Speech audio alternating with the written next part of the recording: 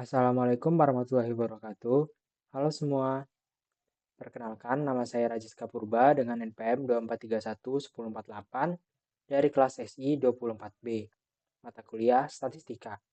Pada video kali ini, saya akan bahas statistik inferensia. Latar belakang, statistik inferensia digunakan untuk menganalisis data hasil penelitian agar dapat mewakili kondisi populasi secara keseluruhan. Dalam praktiknya, peneliti sering menggunakan sampel karena keterbatasan waktu dan biaya. Pengertian statistik inferensia. Statistik inferensia adalah cabang statistika yang berfungsi untuk menarik kesimpulan atau generalisasi dari data sampel ke populasi. Metode ini memungkinkan peneliti membuat prediksi dan pengambilan keputusan berdasarkan data yang dianalisis. Populasi dan sampel. Populasi merupakan keseluruhan objek atau subjek yang menjadi sasaran penelitian. Sampel adalah sebagian dari populasi yang dipilih dengan metode tertentu agar dapat mewakili populasi secara akurat. Contohnya, populasi seluruh mahasiswa di sebuah kampus, sedangkan sampelnya adalah 40 mahasiswa yang dipilih secara acak. Distribusi data. Distribusi data menunjukkan bagaimana data menyebar dalam suatu kumpulan nilai. Distribusi normal sering digunakan dalam statistik inferensia karena memiliki pola simetris berbentuk lonceng, di mana nilai rata-rata, median, dan modus berada pada titik yang sama.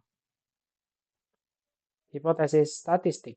Hipotesis merupakan dugaan sementara yang dirumuskan berdasarkan permasalahan penelitian. Hipotesis nol atau HO atau H0 menyatakan tidak adanya pengaruh atau perbedaan, sedangkan hipotesis alternatif atau H1 menyatakan adanya pengaruh atau perbedaan yang signifikan. Uji hipotesis. Uji hipotesis dilakukan untuk menguji kebenaran hipotesis berdasarkan data sampel.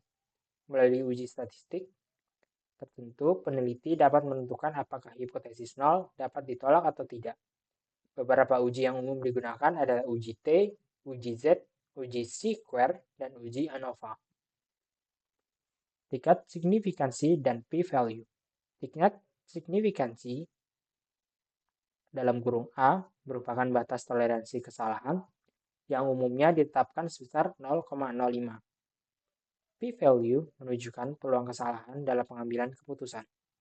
Jika nilai p-value lebih kecil dari A, maka hipotesis nol ditolak. Contoh kasus, pengaruh metode belajar baru terhadap nilai siswa. Di sini kita mau bahas dan ngecek apakah metode belajar baru ini beneran ngaruh ke nilai siswa atau enggak. Diketahui N sama dengan 30, X sama dengan 78, S sama dengan 6, dan U sama dengan 75. Uji yang digunakan uji T1 sampel. Hipotesis nol itu artinya enggak ada pengaruh, hipotesis alternatif itu artinya ada pengaruh. Alpha 0,05 ini batas kesalahan yang kita izinkan.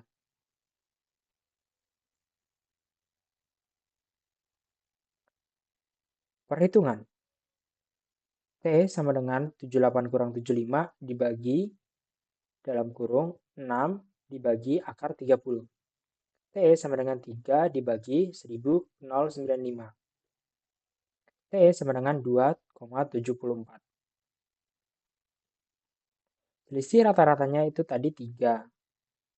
Lalu kita bagi dengan standar errornya. Maka, karena T hitung lebih besar dari T tabel, jadi metode pembelajaran ini terbukti berpengaruh. Kesimpulannya, T hitung lebih besar dari T tabel. H0 ditolak.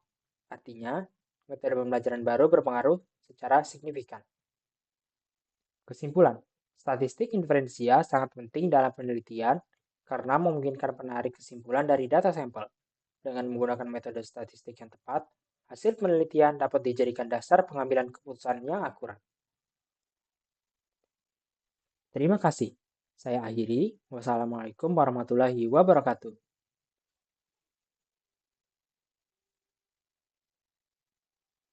Assalamualaikum warahmatullahi wabarakatuh. Halo semua. Perkenalkan, nama saya Rajiska Purba dengan NPM 24311048 dari kelas SI 24B, mata kuliah Statistika. Pada video kali ini, saya akan bahas statistik inferensia. Latar belakang.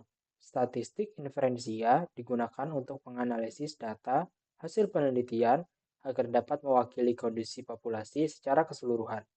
Dalam praktiknya, peneliti sering menggunakan sampel karena keterbatasan waktu dan biaya. Pengertian statistik inferensia. Statistik inferensia adalah cabang statistika yang berfungsi untuk menarik kesimpulan atau generalisasi dari data sampel ke populasi. Metode ini memungkinkan peneliti membuat prediksi dan pengambilan keputusan